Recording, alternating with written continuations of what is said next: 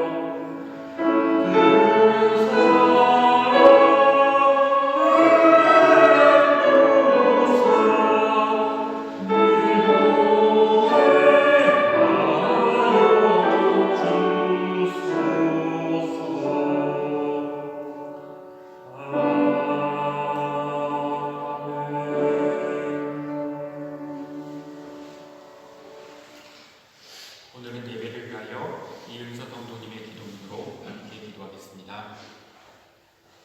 할렐루야. 찬양과 존귀와 영광을 홀로 받으시기에 합당하신 하나님, 그 크신 은혜와 사랑으로 인하여 감사드립니다. 오늘도 저희에게 거룩한 주일을 허락하시어 건강한 몸과 진정한 마음으로 주의 전에 나와 하나님 앞에 예배드릴 수 있게 은혜를 베풀어 주심에 감사드립니다. 한 주간 세상 속에서 살면서 주님 말씀보다는 세상과 타협하면서 죄를 지었음을 고백합니다. 이 세상의 삶에 취하여 살면서 하나님의 자녀답지 못한 생각과 말과 행실을 주님께 고백하오니 저희의 죄와 잘못을 주님의 보혈로 씻어 주시옵소서. 참으로 힘든 긴 터널 속에 있는 지금 모든 역사를 주관하시고 살아계신 주님께 간구하옵니다. 은혜로운 주님께서 지쳐있는 저희의 영역을 회복하게 도와주시옵고 어려움과 갈등을 해결할 수 있는 지혜를 내려주시옵소서. 희망을 잃지 않기를 원합니다. 지치지 않기를 원합니다. 더욱더 말씀 안에 하나님의 살아계심을 믿고 신뢰하는 저희들이 되게 붙들어 주시옵소서. 저희의 삶 속에 주님의 영광을 드러내게 허락하여 주시옵소서. 주께서 저희의 연약함을 아시오니 저희가 흔들리고 힘들 때마다 주님의 말씀과 기도로 주님을 붙들 수 있도록 저희를 잡아주시고 주님의 자녀답게 살아가게 붙들어 주시옵소서. 교회 안팎에 사랑과 손길이 필요한 영혼들이 많이 있습니다. 주님, 저희의 마음을 윤택하게 하시어 주님의 이름으로 그들의 상처를 싸매시고 기도와 말씀으로 회복할 수 있게 인도하여 주시옵소서. 아픈 성도에게는 건강과 힘을 주시고 믿음이 부족한 자에게는 굳세고 담대한 믿음을 주옵소서. 이 시간 또한 저희들이 한 마음으로 기도하오니 저희 성도들의 모든 가족들이 하나님을 영접하여 영생을 얻게 하시고 저희들의 가정이 구원의 방주가 되는 놀라운 주님의 은총을 내려주시옵소서. 저희 교회를 위해 일하는 자들을 위해 기도합니다. 역할과 사명에 따라 그를 세우셨으니 지치지 않게 하시고 날마다 새로운 힘을 주셔서 맡은 바 사명을 감당하게 하시고 날로 발전하게 하시옵소서. 주님의 사랑과 진리와 은혜가 가득한 칼스루의 교회가 되게 하옵소서. 예배를 위해 헌신하는 모든 손길들을 주님께서 축복하여 주시고 말씀을 증거하는 김두신 목사님을 성령으로 붙드시어 선포되는 말씀으로 인해 저희의 삶이 주님께 순종하는 삶으로 이어지게 하옵소서. 사정이 있어 예배에 함께 참여치 못한 사랑하는 성도들을 기억하시고 다음 시간에는 모두 나와서 주님께 영광 돌리며 은혜 받는 시간이 되게 허락하여 주옵소서. 오늘 이 예배를 온전히 주님께서 주장하셔서 마치는 시간까지 주께서 인도해 주시옵소서. 예배의 시종을 살아계신 주님께 맡기오며 예수 그리스도 이름으로 기도드립니다. 아멘.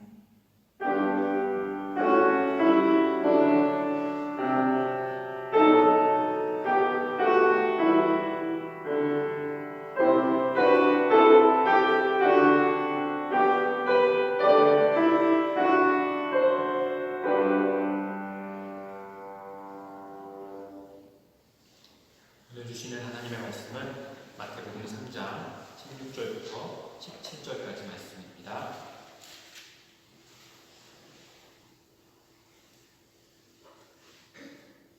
제가 대표하여 봉독하겠습니다. 경청하여 주시기 바랍니다. 예수께서 세례를 받으시고 곧 물에서 올라오실새 하늘이 열리고 하나님의 성령이 비둘기같이 내려 자기 위에 임하심을 보시더니 하늘로부터 소리가 있어 말씀하시고 이는 내 사랑하는 아들이요 내 기뻐하는 자라 하시니라. 하나님의 말씀입니다.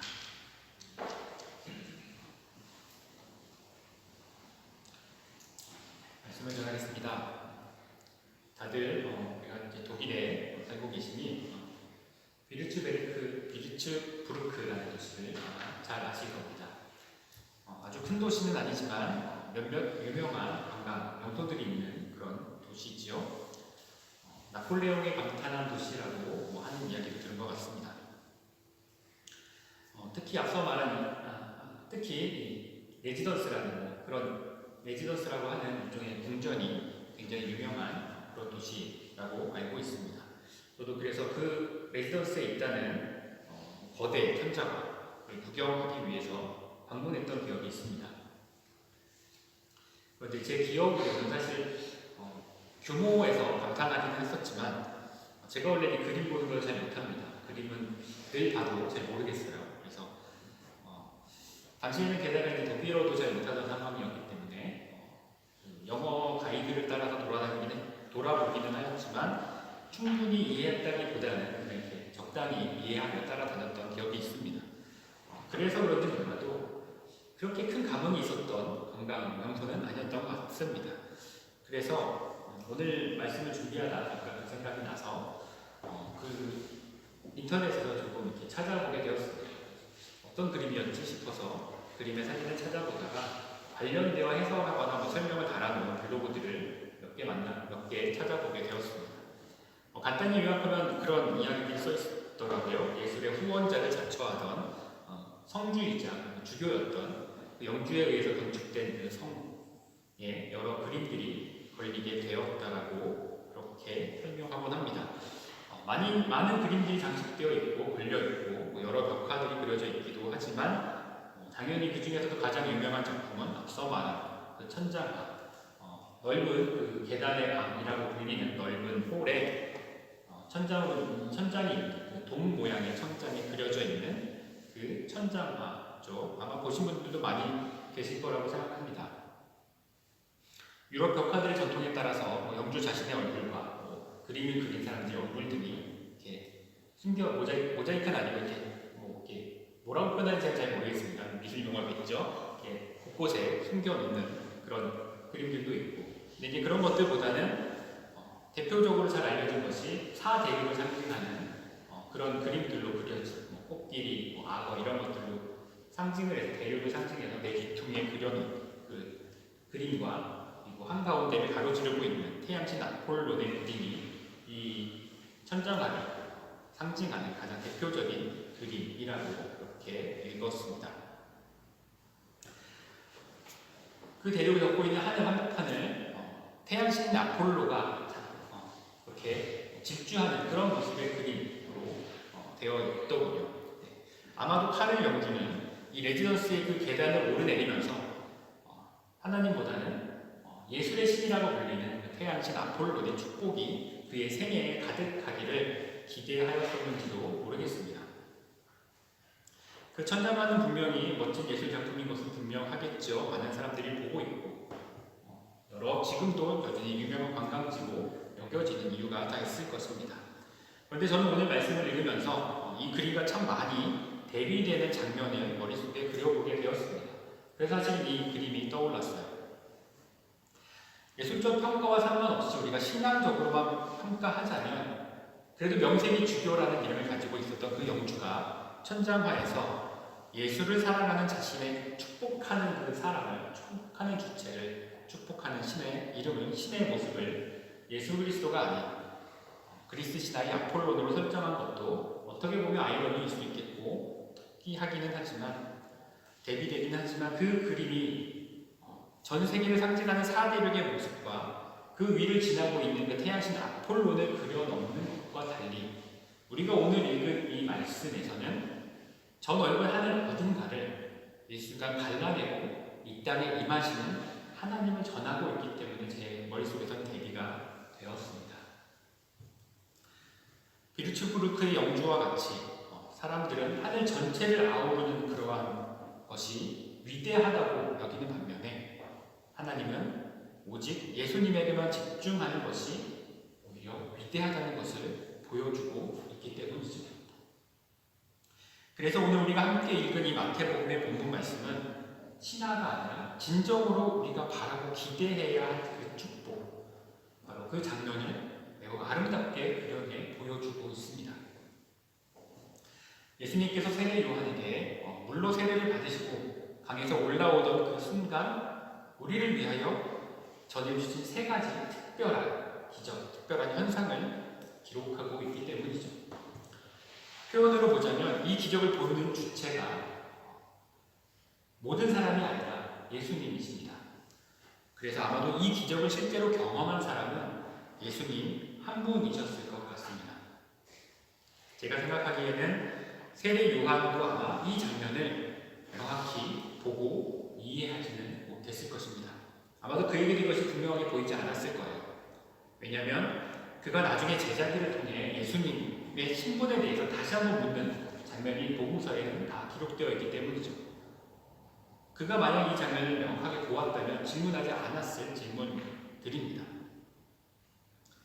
그래서 순전히 제 개인적인 묵상이기는 하지만 저는 아마도 이 3가지 상징적인 기적 중에 오늘 기록되어 있는 기적을 3가지로 분류할 수 있는데 그 3가지 중에서 아마도 첫 번째 부분만 모든 사람들이 어느 정도 느낄 수 있는 형태로 나타나지 않았을까 생각해 보게 돼요.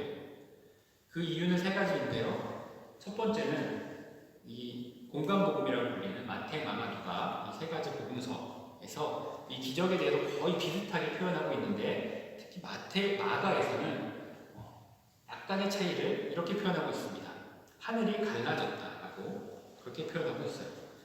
그래서 아마도 이 이야기는 그리고 아마 지금 이 환상의 모습은 구름이 갈라지는 자리에 빛이 내리쬐이는 것 같은 그런 상징적인 모습에 대한 표현으로 이해될 수 있지 않을까 하는 생각이 듭니다. 오늘 제가 차를 타고 이제 카스레로 오다 보니까 오늘도 약간 흐린 날씨잖아요. 독일에서 이런 장면을 참 많이 보는데 흐린 날씨가 많다 보니까 구름이 거치면서 그 사이로 햇빛이 굉장히 강하게 내려지는 장면들을 한국에서는 흔히 보지 못했던 장면인 것 같은데, 모습인 것 같은데 여기서는 되게 자주 보게 돼요. 그래서 그런 모습으로 혹시 나타나지 않았을까? 그런 모습 비슷하게 느껴지지 않았을까? 생각해 보게 됩니다. 왜냐면 이것이 아마도 모든 사람들이 보여줬을 수도 있겠다 싶은 두 번째 이유가 바로 거기에 있는데요. 다른 2가지 기적, 이 이후에 이어지는 2가지 기적은 만약에 그것을 모든 사람들이 경험했다면 아마도 그 자리에서 예수 그리스도를 메시아로 세우겠다고, 새로운 왕으로 세우겠다고 아마 난리법석을 떨었을 만한 그런 기적에 준합니다. 하늘에서 성령이 내려오는 것이 사람들이 보였다면 어느 누가 가만히 있었을까요? 또 하늘에서 음성이 들려서 그가 내 사랑하는 아들이다 이런 음성이 만약에 울려 퍼진다면 아마 그때 그렇게 메시아를 기다리고 있던 이스라엘 백성들이 가만히 있었을까요? 그런데 이 이후에 아무것도 일어나지 않았다는 것은 아마도 그렇게까지 사람들이 느껴지지 않았다는 것이겠지요. 그런데 첫 번째 기적은 지금 말한 것처럼 우리가 일상적으로도 가끔씩은 경험할 수 있는 사실 일들이 특별한 일 없을 때에도 새삼스럽게 갑자기 구름이 걷히면서 그 자리를 강렬한 태양빛이 비추는 장면들을 보며 참 하나님은 위대하시구나 정도로 우리가 느끼는 그런 감정들을 종종 가질 수 있는 그 정도의 기적으로 보일 수 있기 때문입니다. 그래서 아마도 그 순간 이런 일이 일어났다 하더라도 사람들이 느껴지기에는 참 갑작스럽네 혹은 이게 세례 요한에게 비치는 빛인가 싶을 수도 있었을 겁니다. 그래서 그들은 그냥 약간의 의구심을 가지는 정도로 지나쳤을 거예요. 그리고 그러한 의구심 때문에 아마도 추후에 세례 요한의 이 장면을 보았던, 다시 말해서 세례 요한의 제자들이었다가 예수 그리스도의 제자가 되었던 그들이 아마도 예수님의 그때의 장면에 대해서 문의하지 않았을까 싶습니다. 그런데 제가 예전에 그런 일을 보았었는데요. 예수님 혹시 그때 특별한 것이 있었을까요? 이런 질문들이 있었지 않았을까 싶어요. 왜냐하면 그렇지 않았다면 예수님께서 굳이 이 이야기를 사도마태나 이런 사도들이 기억할 수 있도록 얘기할 이유가 없기 때문이죠. 아무도 묻지 않았는데 갑작스럽게 예수님, 라떼는 말이지 시리즈 중에 하나로 내가 세례 받았을 때 말이지 이렇게 얘기를 시작해야 되는 굉장히 어색한, 조금 이상한 이야기가 되었을 것 같기 때문에 그렇습니다. 그런 이야기적인 차원에서도 아마도 이것은 의도적으로라도 하나님께서 그들에게 조금은 보여주지 않았을까 싶은 그러한 모습 중에 하나에 들어갑니다. 그리고 마지막으로 사도행전에 기록된 바울 사도의 경우에서와 같이 하나님의 음성은 하나님의 뜻에 의해 귀가 열려서 그 음성을 듣는 그런 특별한 이들 외에는 다른 이들에게는 천둥 소리처럼 그 정도의 소리로밖에 들리지 않았을 것이기 때문입니다. 그래서 다른 기적은 보통 사람들이 눈에 보일 수가 없는 기적입니다. 이것은 오직 죄가 없는 자, 다시 말해 하나님의 아들 외에는 볼 수 없는 신비입니다. 앞에 빛의 모습과 달리 하늘이 열리는 모습과는 조금 달리 나머지 두 기적은 사람이 보았다면 아마 그 자리에서 이사야가 고백했듯이 그 자리에서 아마 죽고 말았을 것이에요. 하나님의 신비는 영원한 하나님과의 만남은 죄인된 인간이 결코 간단히 엿볼 수가 없기 때문이죠. 그래서 거룩하신 하나님의 임재는 인간의 죄와 공존할 수 없는 이 하나님의 임재는 하나님의 허락하신 사람 외에는 결코 그것을 볼 수도, 심지어 아주 잠깐이라도 엿볼 수도 없는 것이 맞기 때문입니다. 그래서 아마도 이 기적 중에 나머지 두 가지는 절대 사람에게 보여줄 수 없었을 것이에요. 예수 그리스도만의 경험이었을 거예요. 그러나 첫 번째는 아마도 하나님이 의도적으로 사람들이 어느 정도 특이함을 느낄 수 있을 정도로 베푸셨을 것 같습니다. 그 본문의 세 가지 기적을 우리가 좀 더 구체적으로 들어가자면 마태 사도께서는 예수님이 세례를 받으시자 첫 번째로 하늘이 열렸다고 이렇게 전합니다. 하늘이 열렸다는 것은 곧 하나님의 나라와 이 세상이 예수님이 계신 그 자리에서 그 순간에 이어졌다라는 그러한 선포입니다. 세례를 받음으로 세상에 자신을 드러내시고 이제는 단순한 인간으로서가 아니라 십자가의 길을 가실 신인으로서의 길을 내디디시는 예수님의 삶 속에서 땅과 하늘이 완전히 하나가 되었음을 보여주는 상징적인 사건인 것이죠. 그것을 하늘이 열렸다, 하늘을 갈랐다라고 표현하고 있는 겁니다. 그래서 예수 그리스도의 사역에 대해서 바르트라는 신학자는 영원히 시간 속으로 들어갔다라는 그런 시적인 표현을 사용하기도 하셨습니다. 사실 이 세상 속에 거하실 수 없는 하나님, 이 세상 속에 머무실 수 없는, 제한되실 수 없는 하나님이 의도적으로 하늘을 가르시고 예수 그리스도 안에 오시는 그 장면을 표현하고 있는 거죠. 그래서 예수님께서는 이후에 내가 하나님의 일을 한다면 하나님의 나라가 이미 임한 것이라, 다시 말해서 내 안에서 이미 임만을 하신 그 하나님께서 지금 이 땅에 와 계시다고 그렇게 선포할 수 있었던 겁니다. 예수님은 하나님 나라를 이 땅에 가져오기 위하여 아기 예수로 오셨고, 그리고 하나님 나라의 우리를 데리고 가시기 위하여 십자가를 지실 것이기 때문이죠. 그것이 어린 양으로 오신 예수 그리스도의 사역입니다. 그리고 이것이 예수 그리스도의 그 세례 그 순간에 그 위에 하늘이 열린 이유이기도 하죠. 하늘이 열릴 때 하나님의 나라가 이 땅에 들어가 이어지기 때문입니다. 이렇게 하늘나라와 이어진 삶이 예수님이 우리에게 보여주신 축복이고, 또한 우리에게 약속해 주신 축복이기도 합니다. 두 번째로, 성령이 비둘기같이 내려 예수님이 위에 임하였다고 사도는 전합니다. 예수님은 그런데 이미 성령에 의하여 잉태되어 마리아를 통해 태어나셨다고 사도께서도, 마태 사도께서도 1장에서 기록하고 있습니다. 예수님의 잉태 자체가 사실 성령에 의한 것이지요. 그러니 그의 육신도 마리아를 통해 이 땅에 오셨지만 태초부터 계신 하나님의 창조적 본능으로 태어난 분입니다.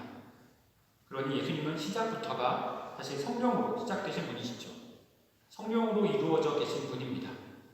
그럼에도 하나님은 이날 다시 한번 성령의 충만함을 예수님 위에 내려주십니다. 왜냐하면 이것이 이 세례의 의의를 이루는 것이기 때문이에요.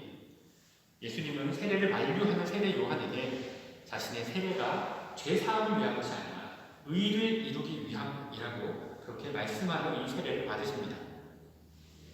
그러므로 이미 성령으로 온전하신 예수께서 말씀하신 이 의의 의미는 자신의 세례를 통하여 제자들에게 전할 그 의로움에 대한 것이라고 대부분의 학자들이 성서를 해석합니다.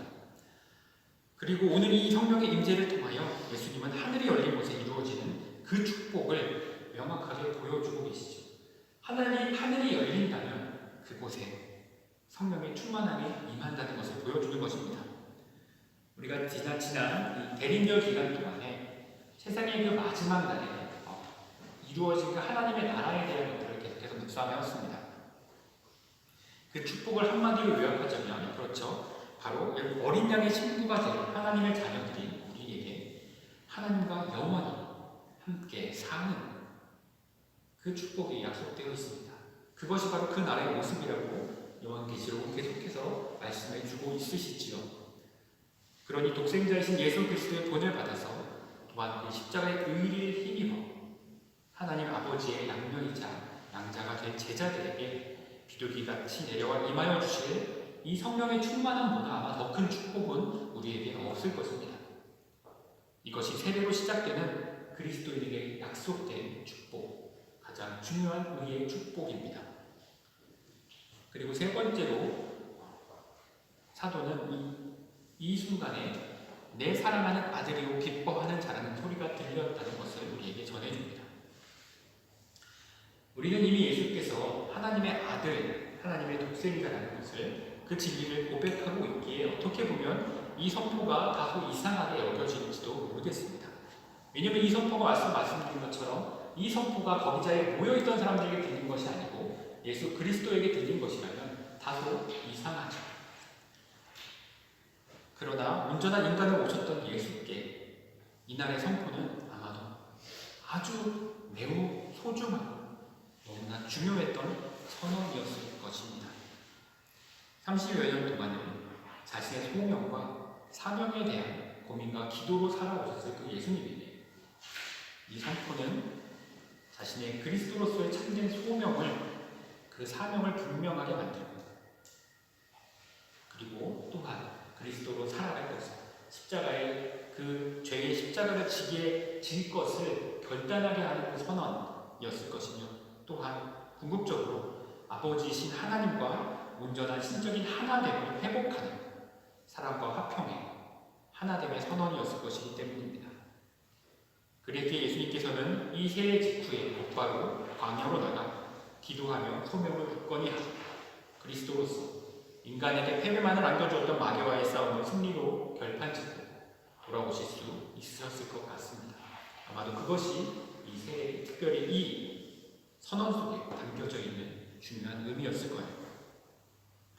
그러나 또한 이 선포는 예수님이 이루신 그 의로움 안에서 하늘이 열려 하나님의 나라가 시작되는 그곳에 그 위에 성령의 충만함을 입은 자가 얻게 될 진실로 축복된 마지막 그 신분에 대한 이야기이기도 합니다. 바로 예수의 뒤를 따를 모든 이들에게 주어진 그 이름, 바로 하나님의 자녀가 되리라는 선언이죠. 우리가 하나님을 아버지로 부를 수 있으리라는 그 근본적인 선포입니다. 이런 의미가 없다면 예수님께서는 굳이 이 이야기를 자신만이 알고 있던, 자신만이 경험했던 그 이야기를 제자들에게 이렇게 상세히 들려주실 만한 이유가 없었을 겁니다. 예수님은 이 세례식과 그 축복을 통하여 자기 자랑을 하시려는 것이 아니라 자신이 누구신지 분명히 선포하고 또한 나아가 자신에 따라 믿음을 선택할 제자들에게 주시는 축복의 언약인 거죠. 이것이 예수님이 세례를 통해 의를 이루심으로 우리에게 주신 약속입니다. 그래서 저는 오늘 사랑하는 우리 칼수리아 한인교회 성도님들에게 두 가지를 부탁드리고 싶습니다. 첫 번째는 아직 입교하지 않은 성도님들에게 올해 부활절 후에 베풀게 될 세례식에 꼭 참여하시기를 권고하고 싶습니다. 그 앞에 세례식에 앞서서 8주 정도의 짧지 않은 교육기간을 계획하고 있습니다. 앞으로 공지가 될 터인데 하지만 세례는 8주가 아니라 1년을 준비하던 받을 만한 가치가 있는 일입니다. 세례받은 후에 또다시 죄가 질 것이 두렵거나 또는 결단이 주저되어 미루기에는 세례에 약속된 축복이 너무나 크기 때문이에요. 그러니 조금이라도 일찍 세례를 받고 입교자가 되어서 약속된 하늘나라의 삶을 살아가시기를 진심으로 권하고 축복합니다. 또한 세례를 받고 이미 교인이 되어 살아가신 성도님들께서 우리가 계속해서 진행하고 있는 성경 공부 모임에 참석해 주시기를, 그렇게 참여하시기를 간곡히 권합니다. 말씀을 통해 우리에게 약속된 모든 축복은, 우리가 듣고 있는 이 모든 축복들은 우리의 능력이나 또 내가 하는 여러 가지 노력들 또는 지금 앞서 말한 아무리 깊은 의미가 있는 그런 세례식을 치르더라도 그 세례식 자체에 의해서 얻어지는 것은 결코 아닙니다. 오직 말씀의 주인 되신 예수 그리스도의 은혜로만 가능한 것이죠. 그러니 우리가 그분의 언약을 믿는다면 그분의 말씀을 조금이라도 더 깊이 또 더 많이 그리고 더 잘 이해하는 것보다 우리의 믿음에 있어 중요한 일은 없습니다. 우리가 하늘이 열린 곳에 살고 있다면 그분의 성령 충만함을 더 잘 누리기 위하여 또 그분의 아들과 딸된 삶을 더 잘 살기 위하여 늘 말씀을 배우고 듣기에 힘써야 합니다. 그러니 하나님의 지혜를 듣고 배우고 나누는 그 일들에, 그런 여러 가지 모임들에 참여하여서 그리스도 안에서 하나 되는 은혜를 누리시는 그러한 복을 정말 우리가 다 알 수 있기를 바랍니다. 예수 그리스도의 말씀을 듣기 위하여 모인 곳에는 하늘이 열리고 그리스도의 영이신 성령님께서 반드시 임하여 주실 것이기 때문이에요. 바로 그 자리에만 임하실 것입니다. 그것이 예수님의 약속이기 때문이죠. 예수님의 이름으로 모인다는 것은 우리 예수님 믿고 잘 놀아보자 하는 모인 곳을 말하는 것이 아닙니다. 바로 예수 그리스도의 말씀을 사모하는 자리에 내려오신다는, 함께 해주시겠다는 그런 약속입니다. 참되고 위대하신 우리의 하나님은 분명히 우주 어디에나 계십니다. 아폴로보다 더 위대하게 온 우주를 장악하고 온 우주를 통치하고 계시죠. 그러나 어디나 계신 그 하나님은 나와 상관이 없는 분일지도 모릅니다. 그러나 이날 세례를 받으시던 예수님 그 위에 하늘을 찢으시고 내려오셨던 성령님께서 오늘 내 머리 위에 하늘을 찢으시고 내게 임하셔서 나를 아들이라 딸이라 불러주신다면 그 하나님은 진정 내 아버지가 되어주실 것입니다. 그러니 오늘 우리 위에 이처럼 하늘이 열리고 성령이 비둘기같이 내려 내 위에 임할 뿐 아니라 나에게 너는 내 사랑하는 아들이라 딸이라 말씀하시는 그 은혜로운 하나님의 말씀이 내 귀에 들려지기를 간절히 소망하는 우리 칼수리 한인교회 모든 성도님들이 되시기를 진심으로 축복합니다. 하늘이 열리는 곳에 이루어진 이 기적 같은 순간을 간절히 바라보신다면 이미 임마누엘 하신 예수님께서 반드시 우리에게 소망의 음성을 들려주실 것입니다. 기도하겠습니다. 예수 그리스도의 세례 위에 하늘을 넓어서 성령을 부어주신 하나님, 오늘 우리에게도 이 성령의 은혜를 부어 주옵소서. 그리하여 우리가 하나님 아버지의 사랑받는 자녀로 불리는 놀라운 은혜를 더하여 누리게 하여 주옵소서. 또한 새롭게 시작한 2022년을 살아가는 이 모든 순간 동안 이미 임마누엘 하신 예수님의 은혜를 힘입어 코로나로 어려운 시대 속에서도 하늘나라를 경험하며 살아가는 복된 하나님의 자녀가 되게 하여 주옵소서. 우리를 구원하여 주신 우리 주 예수 그리스도의 이름으로 기도드립니다. 아멘. 찬송가 132장 1절과 3절 찬양드리겠습니다.